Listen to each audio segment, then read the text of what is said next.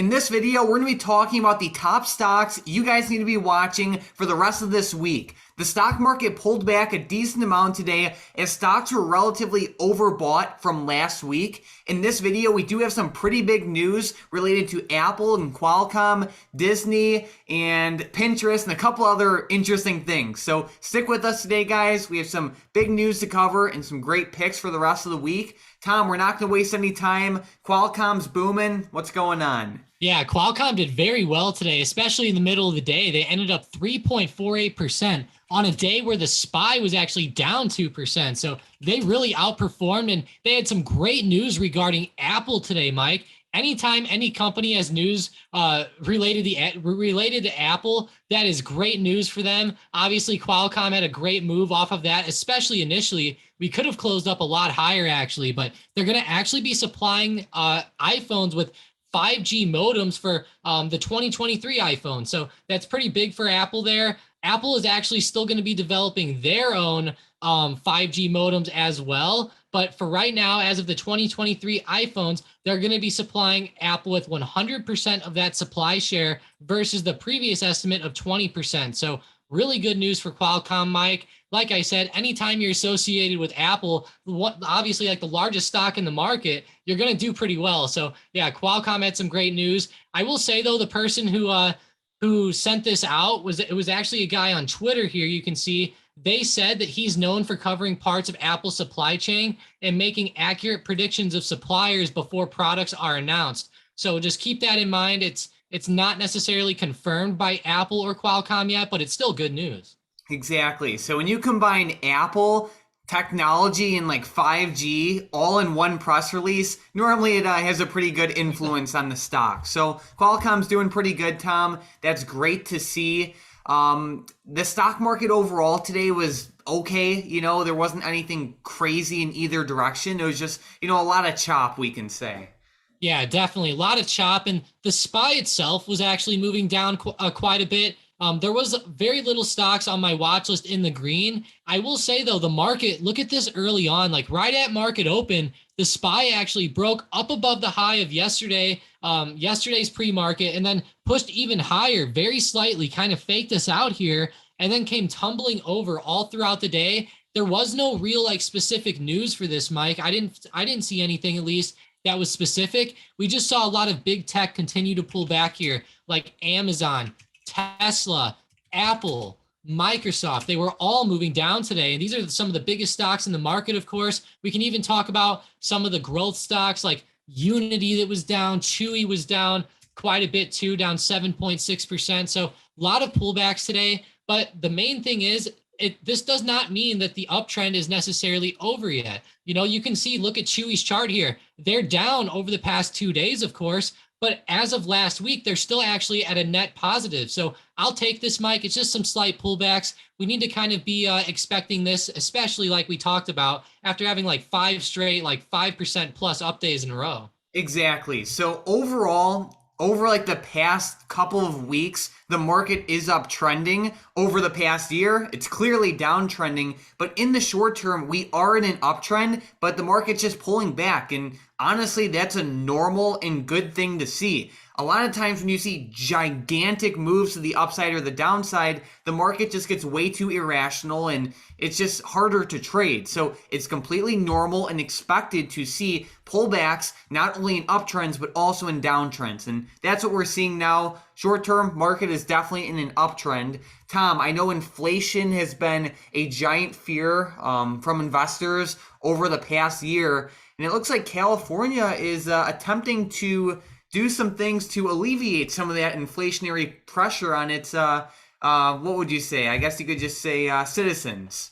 Yeah, definitely. So yeah, they're going to be actually giving residents, it looks like, checks up to $1,050, and they're calling these inflation relief payments. I know we were getting a lot of federal relief payments. I know from obviously the COVID crash and everything like that, people kept getting there was like a $1,400 check, a $600 one, and I know there was a few other ones mixed in too, but nonetheless, this is very interesting. So they're going to send millions of residents these inflation relief payments. Now, of course, there is some restrictions here. Whenever we scroll down, you can see they are going to obviously have some restrictions with, how much money you're making per year and stuff like that. Obviously, if you have, it says those with up to $75,000 in income or $150,000 in married income if filing jointly will receive up to $350 per taxpayer, plus $350 more if they have one or more dependent. And there's a lot of other, of course, restrictions too with this, Mike. But obviously, it's very interesting. Inflation relief payments.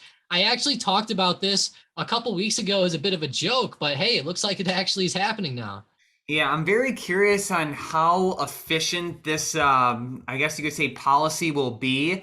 So I don't know. I thought that was interesting, but keep that on your radar. Tom, I also know that Pinterest stock had some relatively interesting news today with their CEO stepping down and the stock went up. Like a lot of times when you see the CEO stepping down, the stock normally falls off, but Pinterest, it's a different story today.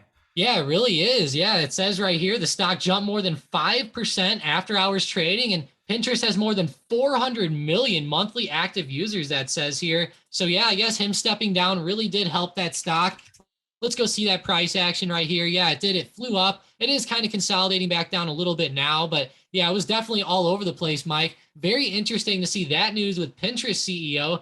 And there's even news with Disney's CEO where they voted to extend his contract by 3 years. Disney stock isn't even moving, but very interesting. We saw two big news reports come out about two fairly large CEOs here at the end of the day. So very interesting, Mike. I hope that this actually helps Pinterest. I know poor Pinterest here has been getting destroyed over the past couple years, although so has Facebook or Meta, so has Twitter and a lot of the other social media companies. So I'm not necessarily blaming them, but still, hopefully this helps them out. Alrighty, there we go. And I also saw there was some news with Disney, Tom. I know Disney stock has struggled quite a bit over the past year, as many stocks have, but what's the news? Yeah, like I said there, that crazy news with those CEOs, pretty crazy. So their board actually voted to extend his contract by 3 years. Keep in mind, guys, this is breaking news. So every time you refresh the page, more and more stuff is coming out about this at the moment. But yeah, it looks like they're extending his contract by 3 years, Mike. I don't know exactly how much money he's going to make during this or anything like that. It looks like they're not really disclosing that, but nonetheless, it's hopefully that's good for Disney, Mike. I know that there's been a lot of stuff going on with Disney lately regarding politics and stuff like that in Florida. So we'll have to see exactly how that all plays out. But hey, I'll take it. They extended the CEO. Hopefully, this helps bring in some, I guess, like a clear path into, I guess, a lot of investors' outlook on this stock. It's just always good to not have any more uncertainty there. Exactly. So Bob Chapek's term that was, I guess you could say, renewed is relatively good in my opinion. It's not like game-changing news, but historically he has done some good things in order to grow Disney in the past. But like you said, Tom, I know there's a lot of political issues with Disney right now, but either way, I figured we'd bring the Disney news up.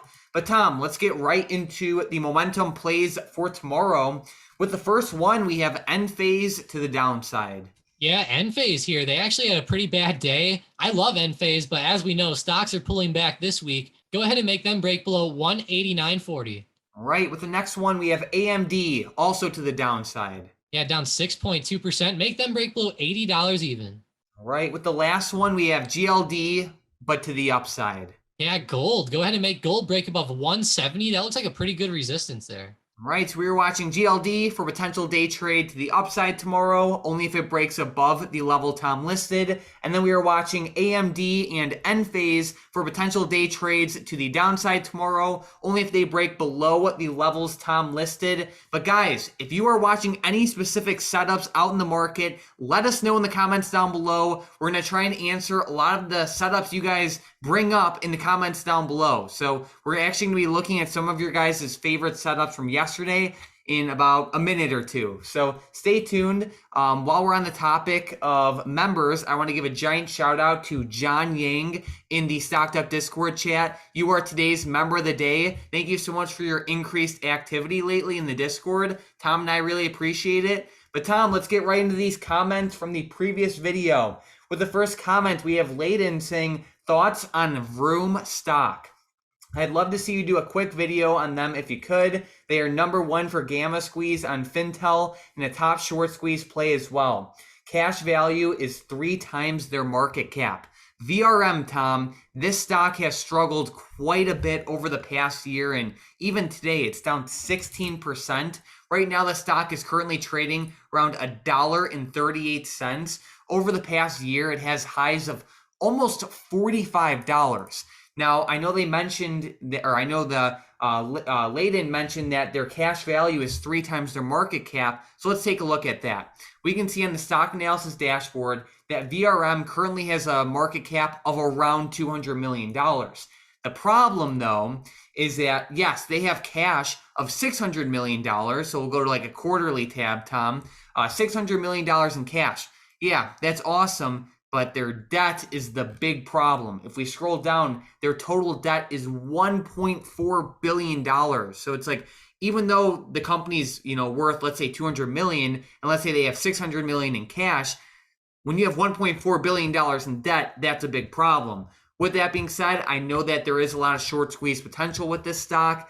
It can be okay for the short term, but it's just like an okay setup. Like, I don't love it, to be honest. Yeah, and I just think that it's really risky to keep buying plays, hoping that they short squeeze up, kind of like what DraftKings did, or I mean, not DraftKings, of course. That's one of our favorites, of course. I mean, GameStop or AMC. Obviously, that was a very rare scenario, guys, and only a few stocks did that at the time. So obviously, I think it's just pretty risky to get into, trying to buy stocks for those short squeezes. But I will say, Mike, I mean, it does sound like some of the numbers are pretty promising, especially with those rankings on some of those different websites that rank, different gamma squeeze stocks and stuff like that. So hopefully it ends up shooting up for everybody. But yeah, I think it's going to be pretty risky. Like you said, Mike, $1.4 billion in debt. Yeah, that just kind of like wipes out all that cash there. Yep. All right, with the next question, we have Jesus asking for some levels with the SPY. Tom, what are you seeing?